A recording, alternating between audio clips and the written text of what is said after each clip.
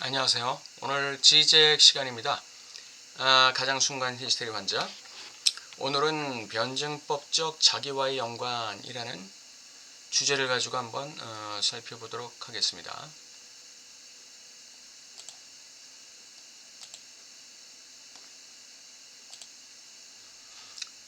네, 변증법적 자기와의 연관.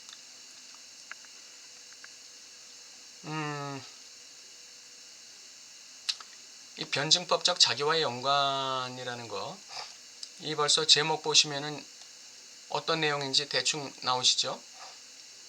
변증법이라는 건 뭐가 있어야 됩니까? A와 A를 부정하는 B가 있어야 되는 거죠. 예. 그러니까 주체는 A가 아니라 B를 참조하는 A다 이 말이에요. 이게 변증법적 자기와의 연관이에요. A라는 주체의 보편성은 B라는 주체의 특수성을 매개로 해서 자기 운동, 자기 매개 운동, 자기 참조 운동을 할 때 자기 동일성인 A로 돌아온다 이 얘기죠. 이게 해겔이 말하는 자기 동일성이에요.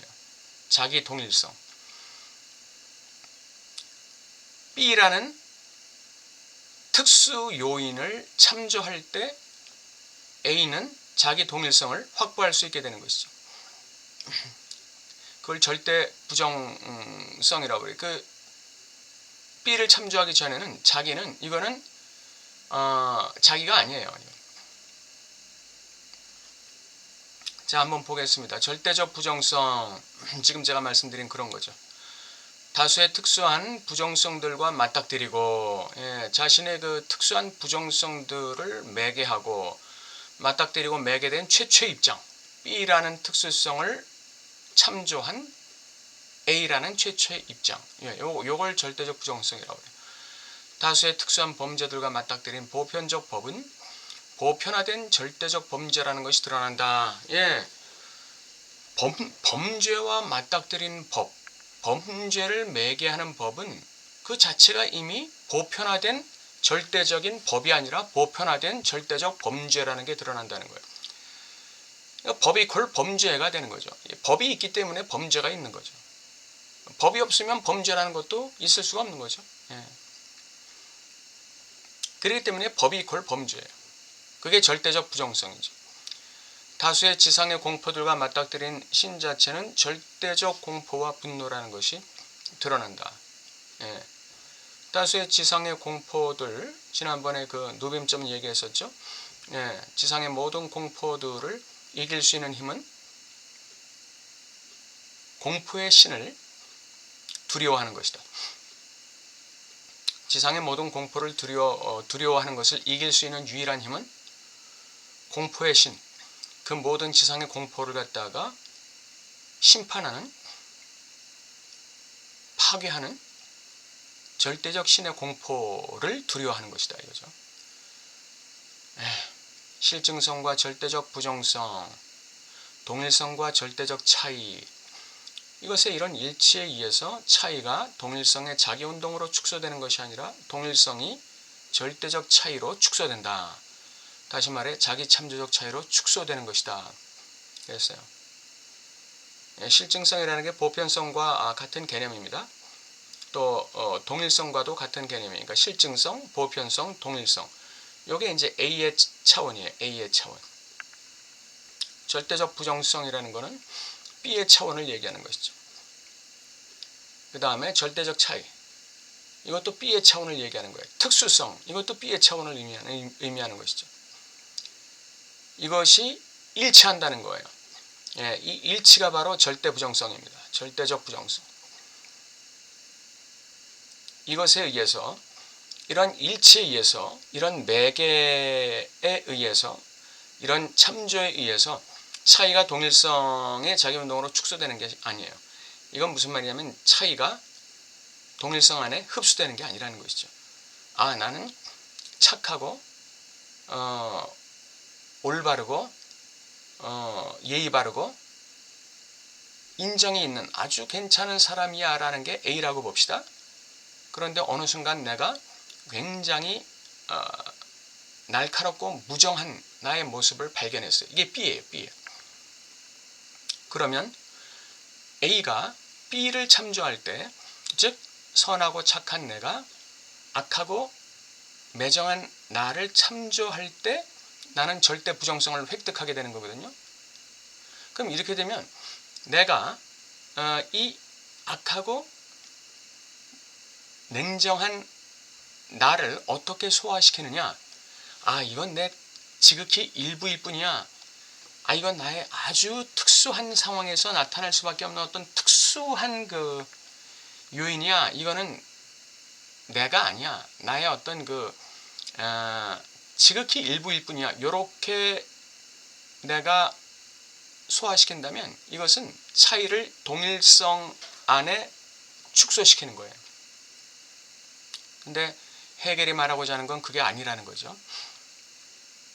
동일성은 자기 참조 지점에까지 끌려온 차이의 이름이다.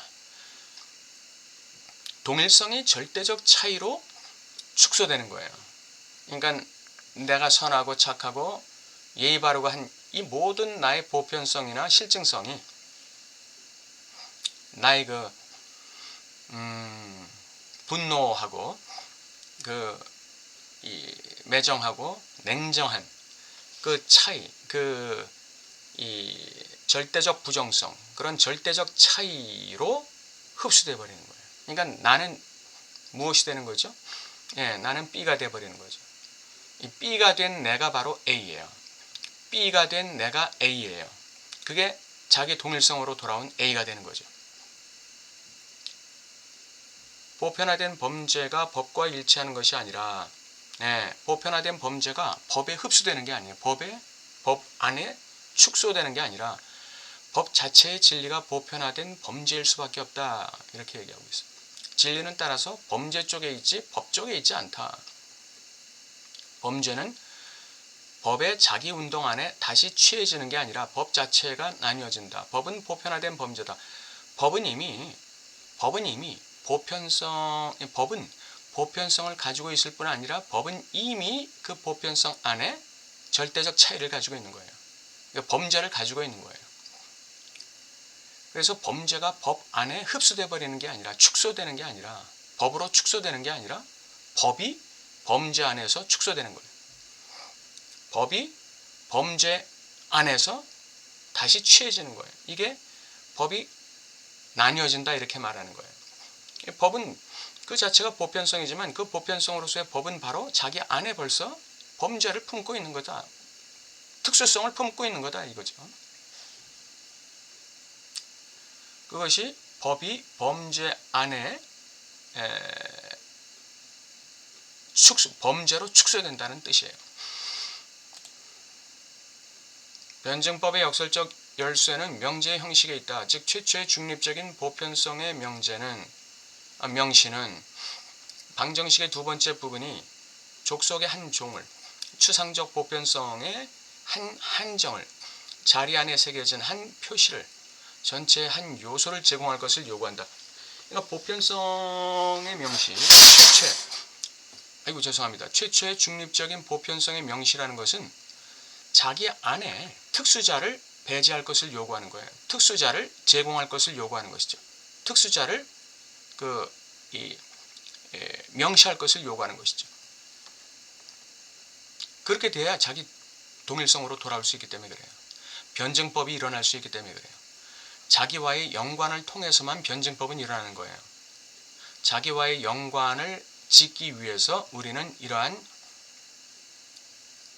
한 종, 한 한정, 한 표시, 한 요소, 이것을 제공해야 돼요. 다시 말하면 배제시켜야 돼요.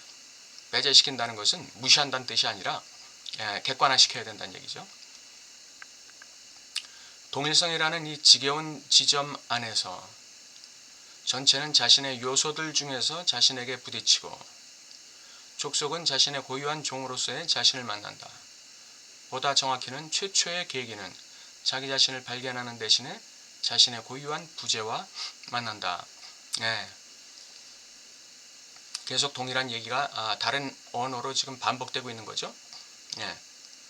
자기 동일성이라는 것은 다시 말해서 이 전체라는 것은 전체 안에 있는 자신의 어떤 특수한 요소들과 만날 때 그때 동일성이 확보되는 거예요.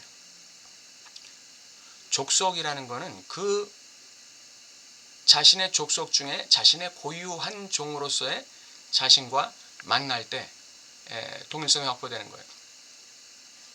그러니까 미국이나 중국 같은 이 민족은 그 다문화 민족 아닙니까? 중국도 수많은 자치구가 있잖아요. 네이멍구라든지 여러 자치구가 있어요. 거기에 중국이라는 게 이 보편적 족속은 그러한 자신 안에 있는 특수한 족속들을 만날 때만이 자기 동일성을 유지하는 거예요. 그렇지 않으면 그 갈등이 빚어지는 것이죠. 갈등이 빚어지는. 미국이란 나라는 자기 안에 있는 특수한 종들, 그게 고유한 종이에요. 그게 바로 한 한정이고 그게 한 표시고 그게 한 요소예요. 그러니까 한국인이라는 특수종, 멕시코인이라는 특수종, 유럽인이라는 특수종, 아시안이라는 특수종, 이런 종들을 만나야 돼요. 만나야 자기 동일성이 유지되는 거예요. 미국이라는 전체적인 자기 동일성이 유지되는 거예요. 보다 정확히는 최초의 계기는 자기 자신을 발견하는 대신에 자신의 고유한 부재와 만난다. 네, 자기 자신을 부정하는 자기 자신의 고유한 부재, 이걸 만날 때 변증법이 일어나는 것이죠. 자기 동일성을 회복하는 거예요. 전체는 텅 빈 전체로서의 자신과 만난다. 전체는 텅 빈 전체로서, 텅 빈 전체, 즉 고유한 부재로서의 자신과 만나는 거예요. 첫 번째 신이 실증적 신이라면 두 번째 신은 파괴와 증오의 신이다. 첫 번째 신이 실증적 신이라면 평화롭고 안정되고 사랑이고 선하고 의로운, 이게 이제 실증적 신이란 말이에요. 첫 번째 신. 근데 두 번째 신은 이 첫 번째 신의 실증적 요소를 다 붕괴시켜버려요. 파괴와 증오의 신이에요. 근데 이게 두 얼굴이 아니라는 거예요. 이게 신의 두 얼굴이 아니라는 거예요. 이건 같은 얼굴이에요. 사랑의 신이 바로 증오의 신이에요. 이것이 해결에게 있어서 대립자들의 일치예요. 이 사랑과 증오, 이것은 어떤 그 대척점에 있는 두 개의 그 반대면이 아니라는 거예요. 신의 A라는 얼굴이 있고 B라는 또 다른 얼굴이 있는 게 아니라 바로 이 사랑이라는 그 얼굴은 그 안에 이미 증오를 가지고 있는 거예요. 뭐에 대한 증오? 악과 죄에 대한 증오라는 또 다른 사랑의 속성을 가지고 있는 거예요. 이게 사랑의 속성의 하나의 사랑의 속성이에요. 그게 바로 사랑이, 그게 이 증오 자체가 사랑이라는 거예요. 사랑 따로 있고 증오 따로 있는 이 반대 개념이 아니라 사랑이 이코어로 증오라는 것이죠. 이것이 대립자들의 일치라는 개념이에요. 서로를 배제하는 수로들의 비정상적인 동일시로 축소되기는커녕 이 장미는 하얗기도 하고 동시에 파랗기도 하다라는 식으로 이렇게 서로를 배제하는 사랑이 있고 미움이 있고, 이 사랑과 미움이 하나님은 때에 따라서는 사랑이기도 하고 때에 따라서는 증오이기도 하고, 이렇게 비정상적인 동일시로 축소되기는커녕 이 동일성은 보편자의 자기 참조만을 겨냥한다. 이 동일성은 보편자의 자기 참조, 즉 사랑이라는 보편자의 미움이라는 자기 참조만을 겨냥한다는 거예요. 그래야 동일성이 확보된다는 것이죠. 그래야 신이라는 동일성이 존재하는 거예요. 보편자는 그것이 특수자 안에서 자기 자신에게 참조하는 한, 차이를 참조하는 한, 그것이 자신의 반대자의 형식 하에서 자신의 대자적 존재에 도달하는 한 자기 자신의 반대자이다. 보세요. 보편자는 자기 자신의 반대자예요. 어떻게 하는 한에서? 특수자 안에서 자기 참조를 하는 한에서, 그리고 자신의 반대자의 형식 하에서 자신의 대자적 존재에 도달하는 한에서 보편자는 자기 자신의 반대자예요. 그러니까 보편자는 이퀄 특수자예요. 사랑 이퀄 미움이에요. 선 이퀄 악이에요. 이런 대립자의 일치라는 그 개념의 의미가 성립되는 것이죠. 선 이퀄 왜 악일까요? 사랑 이퀄 왜 미움일까요? 사랑은 사랑에 반대하는 것에 대해서 미움을 가지고 있는 거죠. 선은 선 자체를 파괴하는 어떤 세력에 대해서 그것 자체를 그 선을 파괴하는 그 세력을 파괴하려는 악이 있는 거예요. 그런 의미에서 선은 악이 되는 것이죠. 사랑은 사랑을 파괴하려는 세력에 대한 미움을 갖고 있는 거예요. 사랑은 그 속성을 자기 자신 안에 갖고 있는 거예요. 그게 그 사랑의 어떤 저 구석에 있는 어떤 일면이 아니라는 거예요. 그냥 사랑 자체라는 거예요. 그냥 그게. 사랑은 바로 그러한 그 공포를 갖고 있는 것이죠. 이 모순 효과는 대화 구조의 틀 안에서만 생산될 수 있다. 첫 번째 부분, 신은 사랑이고 선이고 옳음이다. 이러한 첫 번째 부분은 대화 상대자에게 명제의 형식 자체에 의해 한정된 기대를 유발시킨다. 그래요. 이 명제의 형식 자체에 의해서 한정된 그 기대. 그러면 내가 그 하나님을 믿으면 내가 사랑을 받고, 내가 선하게 인도를 받고, 내가 올바른 길로 갈 수 있도록 나를 인도하실 거구나. 이렇게. 그런 기대를 유발시켜요. 이 기대는 동일한 단어가 되돌아오는 두 번째 부분에 의해서 저버려져요. 이 대화 구조는 동어 반복적 명제의 첫 번째, 두 번째 부분 사이에 격차를 내포하는 거예요. 기대와의 순간과 환멸의 순간에 논리적 시간성을 내포하는 거예요. 이 시간적 단절, 이걸 내포하는 거예요. 이게 무슨 말이에요? 내가 하나님의 사랑에 배반되는 행동을 할 때, 내가 하나님의 선에 역행해서 나갈 때, 내가 하나님의 그 옳음, 의로움에 내가 거역해서 나갈 때, 그럴 때 우리는 한정된 기대가 저버려지게 될 수밖에 없는 거죠. 이거 공포의 신을 만나게 되는 거예요. 진노하는 신을 만나게 되는 것이죠. 징계하는 신을 만나게 되는 것이죠. 신이라는 거는 이 사랑과 그 선을 자기의 보편성으로 갖고 있지만, 명제로 갖고 있지만, 그걸 의도적으로 무시하고 역행하고 거역하고 나가는 그런 존재에 대해서는 저버려지게 되는 거예요. 그런 첫 번째 이 한정이, 명제의 한정이 저버려지게 되는 것이죠. 그런 사람까지 사랑하고 그런 사람까지 선하게 인도할 수는 없는 거예요. 자식이 부모의 기대와 부모의 그 바램과 부모의 그 어떤 선한 대우에 맞춰서 부모를 존중하면서 그렇게 갈 때 그 기대가 유발되는 거지. 부모의 기대를 저버리고 자기 멋대로 폭력 집단에 속해서 막 폭행이나 하고 다니고 말이죠. 죄나 지고 말이죠. 부모 그 경찰서에 왔다 갔다 하게 만들고, 학폭위원회 불려가서 부모 그냥 얼굴 먹칠이나 하고, 무슨 죄를 져가지고 부모에게 재산적 손해나 끼치면서 매번 그렇게 다니는 자식이면 그건 어떻게 되겠어요? 부모가 끝까지 사랑하고 선하게 인도하려고 타이르고 그렇게 하는 부모가 있나요? 그렇게 해보신 분이 있으면 한번, 그렇게 할 수 없는 거죠. 그래도 한두 번이지 매번 그렇게 하면 그거 어떻게 되겠어요? 그 얘기예요. 이게. 이 대화 구조는 동어 반복적 명제의 첫 번째, 두 번째 부분 사이에 기대의 순간과 환멸의 순간. 내 자식을 기대했는데 이게 내 자식이 자꾸 역행하고 다녀. 환멸의 순간이 와. 이 논리적 시간성을 내포하는 거예요. 이 시간적 단절. 기대의 순간이 단절되는 시간적 단절을 내포하는 거고, 시간적 격차를 내포하는 거예요. 기대의 순간이 소멸되고 환멸의 순간이 오는 거예요. 이 시간적인 격차가 생기는 거예요. 이 시간성과 대화 구조 없이는 A = A라는 명제는 동일성, 이게 이제 동일성이란 말이에요. 이 동일성의 단순한 확언에 머물 것이며,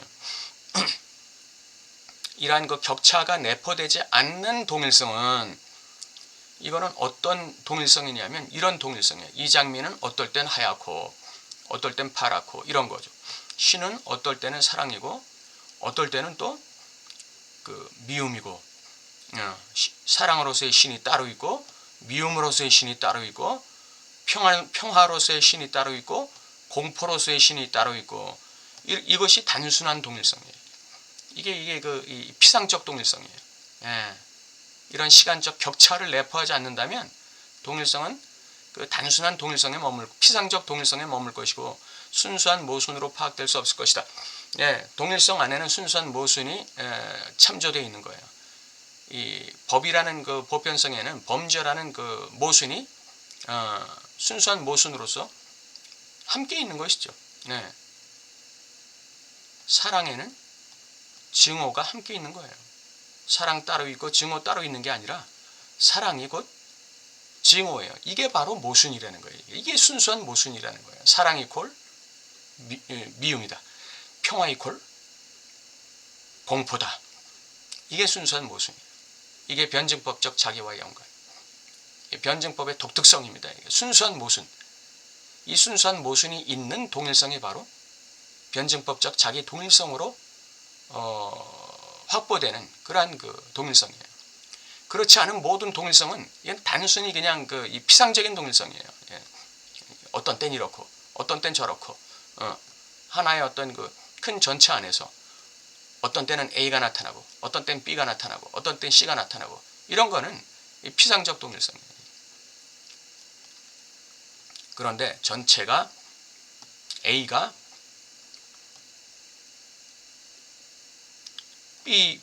B로 나타나고 C로 나타나고 하는 이것이 순수 모순이죠. 예, 오늘 변증법적 자기와의 연관. 예, 잘 소화가 되시나요? 예, 저도 이 주제에서 잘 소화되지 않는 부분이 있어요. 뭐 공화파, 뭐 왕당파, 뭐 저 전통왕조 지지파, 뭐 올레양파 이런 그 예를 든 그 지적이 이런 예를 든 부분이 있는데 이건 제가 정확히 이해가 구조가 이해가 안 돼가지고 그냥 넘어갔습니다. 그냥 본문 중에서 제가 이해되는 대로 설명드렸습니다. 네, 다음 시간에는 예외로서의 보편자를 하겠습니다. 예외로서의 보편자. 네, 비슷한 개념 아닐까요? 네, 오늘 여기까지 하고 일주일 동안 평안하시기 바랍니다.